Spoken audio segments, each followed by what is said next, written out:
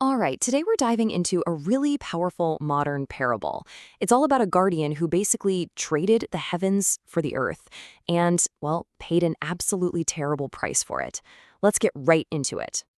So, this is really the heart of the story, right? What actually happens when something truly great starts to envy the small? It's a deep dive into power, pity, and a fall from grace that, doesn't start with some big dramatic push. Nope. It all starts with just a single glance downwards. Okay, so the sun-staring eagle's choice, a descent into dust. This is where our story kicks off. And our main character? An eagle. But not just any eagle.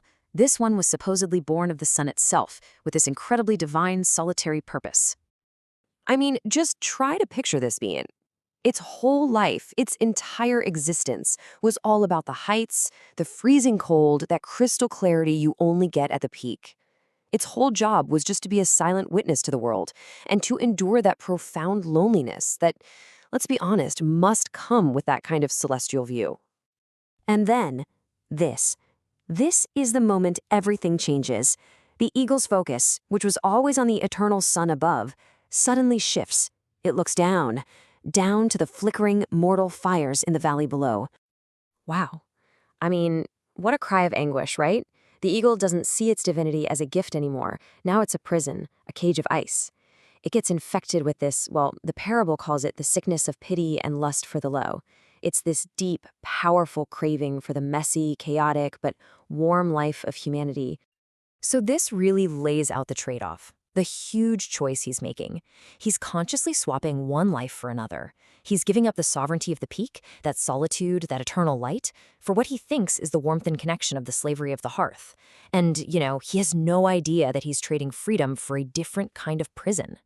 And as he's coming down, you have to understand, in his own mind, he's the hero of this story.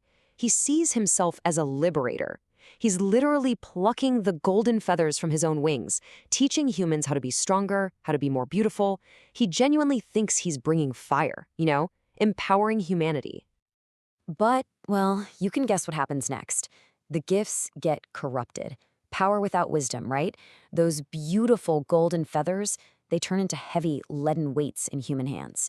And that knowledge that was supposed to lift humanity up, it just gives them better, more efficient ways to destroy each other. The liberator's beautiful dream, it just turns into a total nightmare. So we're moving into this next part, an archetype of the fall. Because here's the thing. The eagle's story, it isn't a one-off. Not at all. It's a recurring pattern, an archetype of betrayal that you see echoed in ancient myths, like the story of the Watchers from the Book of Enoch, angels who fell for pretty much the same reasons. And you can see this pattern laid out so clearly here, it just keeps happening. You've got the eagle, driven by pity and lust for the low. Then you have the bright keepers who just felt cold and lonely. Or the glass architects who envied the joy of the pulse. Every single one of these guardians is motivated by something they feel they're lacking. They bring down this incredible divine gift, and every single time it gets corrupted and gives birth to monsters. It's the same tragic story, just with different characters. Okay, so the big question is, why? Why does this keep happening? This is where the parable gets really interesting, because it offers a kind of philosophical diagnosis. It doesn't frame this fall as some noble sacrifice.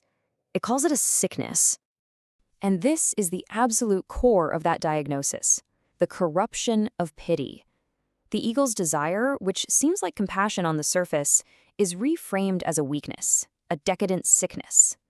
From this, let's call it a Nietzschean perspective, the higher individual is actually betraying its own nature. It's looking for comfort and validation from the herd, the very group it's supposed to be above, or at least guiding from a distance. This really breaks it down for us, this Nietzschean reading of the fall. First, you have the rejection of the overman. It's regressing, going from this divine nature back into the herd.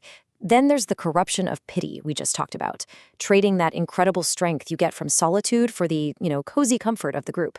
And finally, knowledge is a poison. When you give power to people who haven't earned the wisdom to handle it, you're not liberating them. You're just setting them on a faster road to nihilism and destruction. Okay, so with that whole philosophical diagnosis in mind, let's jump back to the story and see how it all ends, what the final judgment on the eagle actually is. Now, this is a really, really critical point. The story makes it clear. He wasn't destroyed by a lightning bolt. This wasn't some angry god throwing a fit. The destruction didn't come from the outside. Nope, he was destroyed by his own choice. The whole tragedy is internal. It's a form of self-destruction. So his fate, it wasn't a punishment handed down from on high. It was just the natural, inevitable result of betraying what he was meant to be. And man, this line from the Sun King, it's just devastating. You were an eagle of the abyss of light, yet you lacked the strength to be alone. The failure wasn't a lack of power. It was a lack of fortitude.